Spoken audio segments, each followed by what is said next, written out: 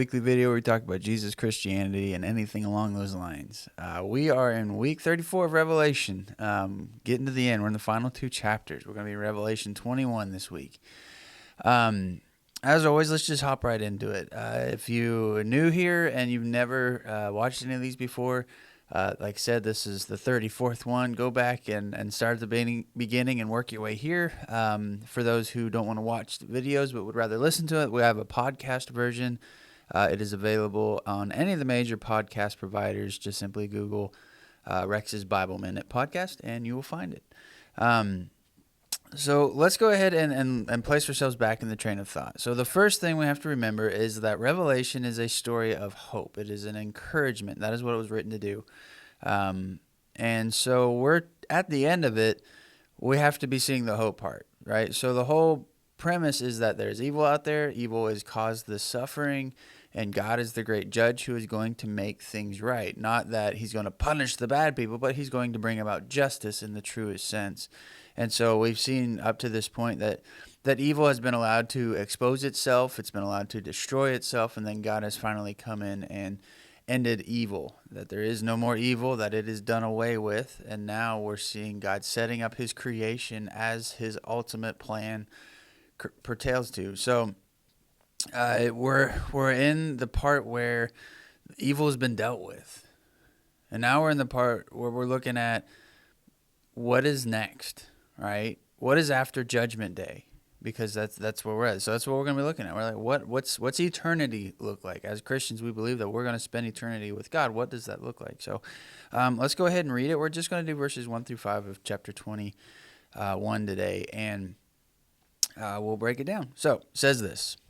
Then I saw a new heaven and a new earth.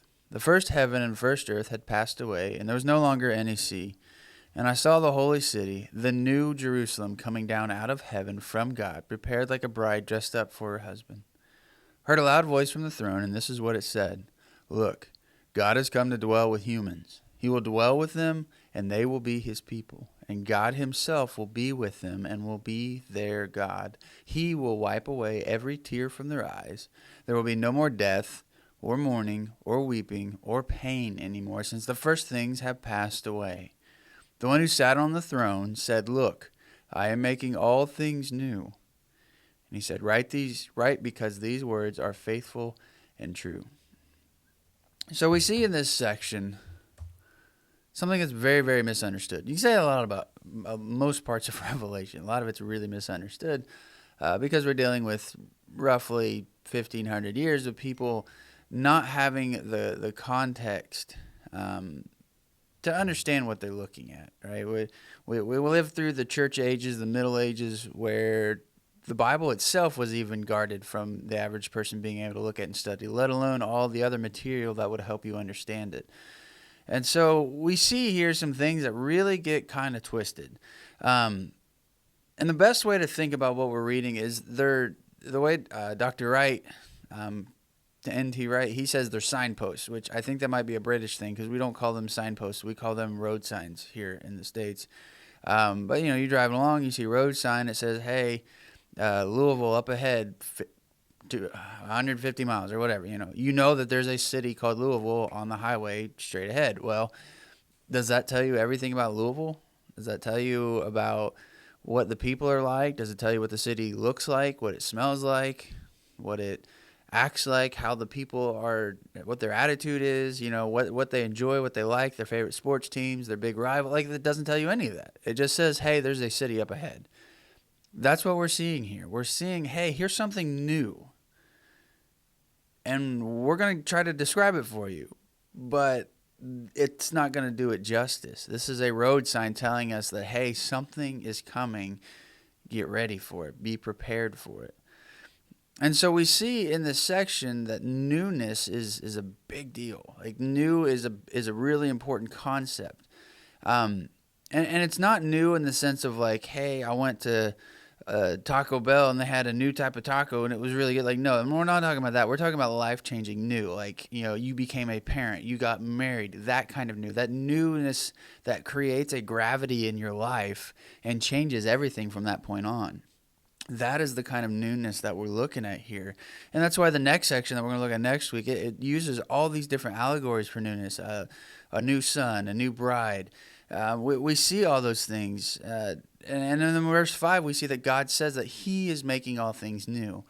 The old heaven and earth had passed away. And so we see here that there's this, again, a very misunderstood idea that the current world, the current things, are all evil. If you've heard me teach on this before, you know that this really, we can trace it back to a guy called Plato. And he was an ancient Greek. He wasn't a Christian. He lived before the time of Christ. He wasn't Jewish. He was full-blown pagan. But he believed and was kind of the source of this idea that the present world is broken, it's evil, it's bad. But there's a spirit world that when we die, we go to, and that's the good place. And that idea has trickled its way into Christianity and just kind of infected it, especially when people read this and they're familiar with that idea. And they're just like, oh, well, that's what this is, that the heaven is this good place we go to, and it's perfect. There's no tears, there's no pain, and this world will just be done away with, and we're going to live our lives just waiting to go there. And that's not the picture we get at all here. Everything is made new in a new way. You know, heaven and earth are made new.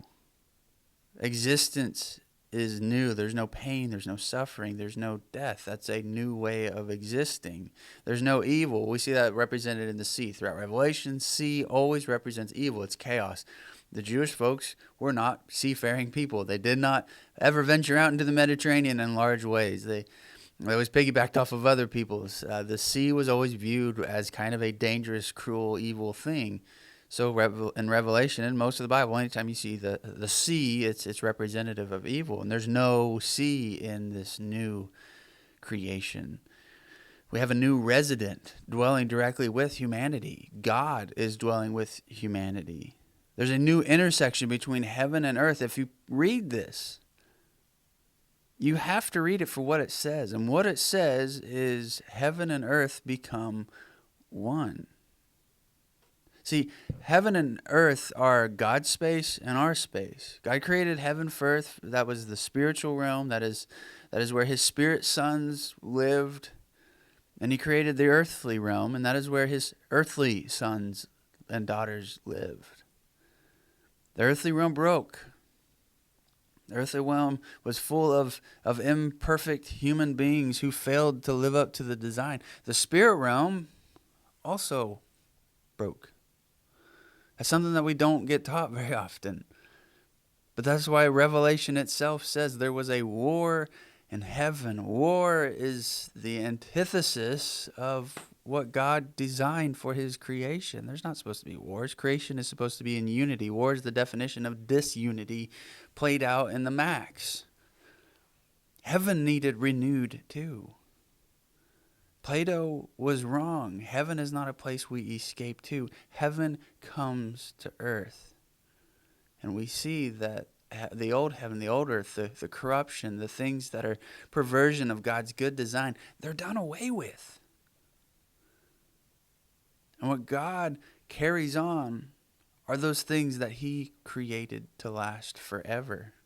Both needed renewed. And heaven, God's space, the place he dwells, is now the same space as ours. The New Jerusalem comes down out of heaven, and it becomes the temple itself. We'll see that later. That there is no temple anymore, no meeting spot for humanity and God. No, this is the place. God dwells amongst all of us. This is the fulfillment of the Genesis blueprint. We see this played out throughout all of Scripture.